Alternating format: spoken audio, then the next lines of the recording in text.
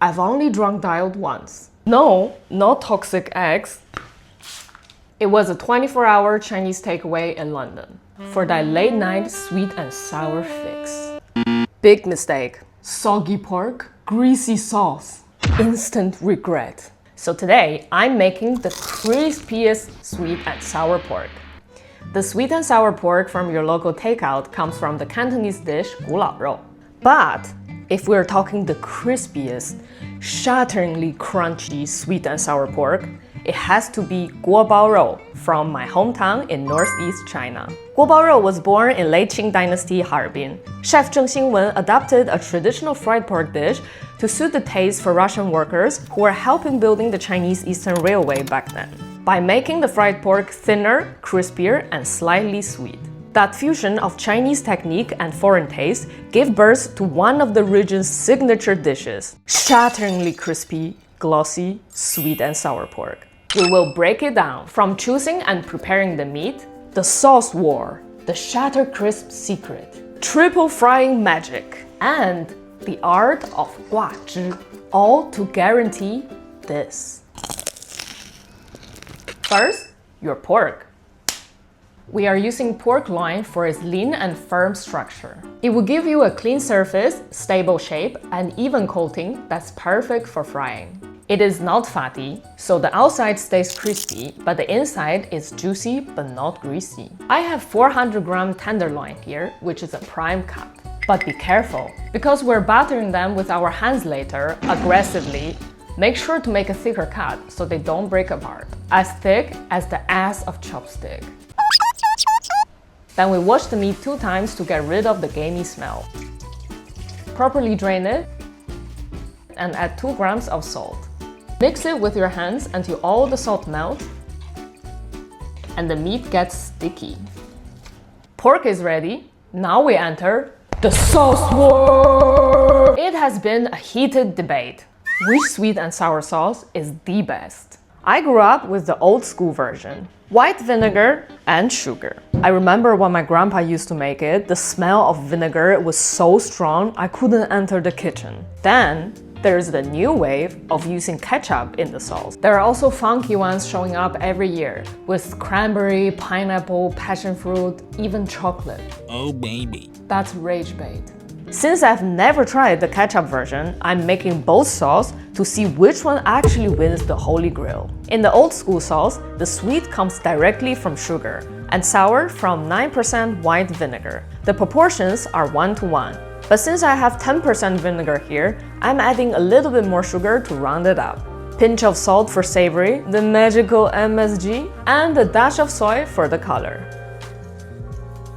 As for the new wave sauce, the flavor is a little bit complex. You get the sweetness from orange juice and sugar, sour from white vinegar, where ketchup is kind of balanced in between the two. Then a little bit of water to thin it smooth. The sauces are ready for combat. Let's use this time to chop up all the condiments needed for the woking later.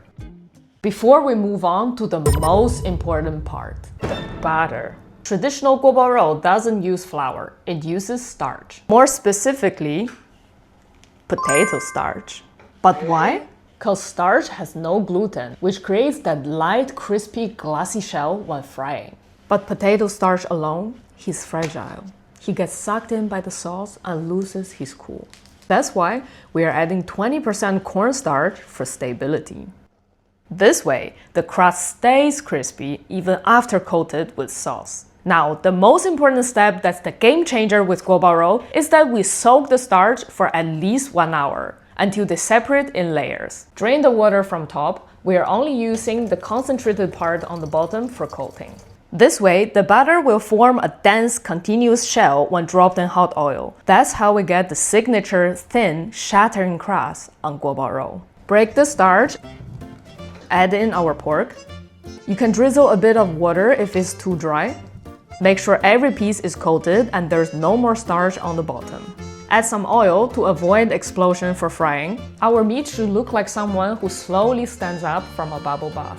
The batter is covering majority of the body. You can only see a little bit of meat. Let's keep it PG-13. I know triple fry sounds scary, But fear not, my friend. As someone who's also scared, I will hold your hands and we can get through this together. The most important thing about frying is temperature. If you drop in too early, the batter will not crisp up and you will have gooey coating. We don't want that. Wait until the oil is proper hot. But how do we know it's hot enough? Drop in a little bit of butter. If it bubbles up immediately, it is ready to fry. Slowly place the meat away from you one by one. Let the crust firm up before moving. While these are frying, both sauces are waiting. Can't wait to find out which one wins. When you see a light golden shell, take the meat out. That's our first fry. Wait for around 20 seconds for the oil to get a bit hotter. Drop in the meat for second fry, but only 30 seconds. Is it really necessary to triple fry? The answer is yes, only if you want people to stop talking mid-bite. The first fry cooks the meat through. The second fry drives out more moisture, building that crispy crust. But the third fry, that's the game changer.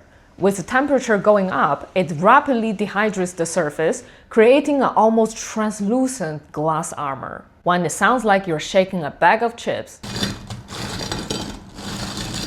it is done. I guess frying is not so scary. Now the final step of sweet and sour, Gua Zhi, which literally translates to sauce cling. The key is to have a light glaze that's clinging to the crust that won't damage the crispiness. First up is our old school sauce. Heat up oil in wok, drizzle in the sauce on high fire and keep stirring. Until the sauce thickens up, add in our fried pork, condiments, and keep walking. We just toss the pork super fast on high fire so they all touch the sauce and it's done. Now for the ketchup sauce. Little bit of oil, sauce going in. Wait until it bubbles and thickens up, condiments going in. We add in the pork. Keep up with the walking until every piece is coated. The moment of truth.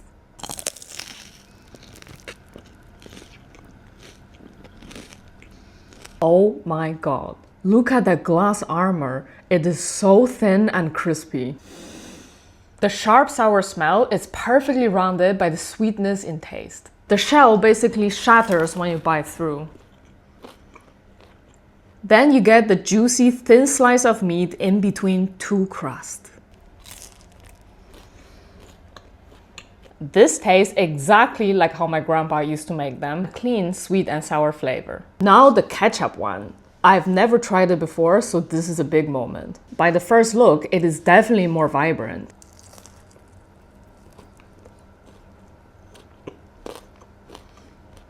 The sauce is much thicker here. You also get a gentle fragrance from orange juice and tomato. The overall flavor is quite rounded. You don't get a sharp sourness like from the old school one, and the sweetness is very subtle and layered. However, due to the thicker sauce, you feel slightly less crispiness in each bite. I have to say, the ketchup one is very interesting in flavor, but I'm an old soul who goes for the edge in taste. The shattering crispiness is everything in this dish. Sauce is only an add-on and should not overshine the pork. In that case, I hereby announce, old school still rules. And that's how you make the crispiest sweet and sour pork. Not greasy takeout, not soggy buffet, the real one. Let me know what Chinese dish you want next. No more drunk dialing takeout place. I gotcha.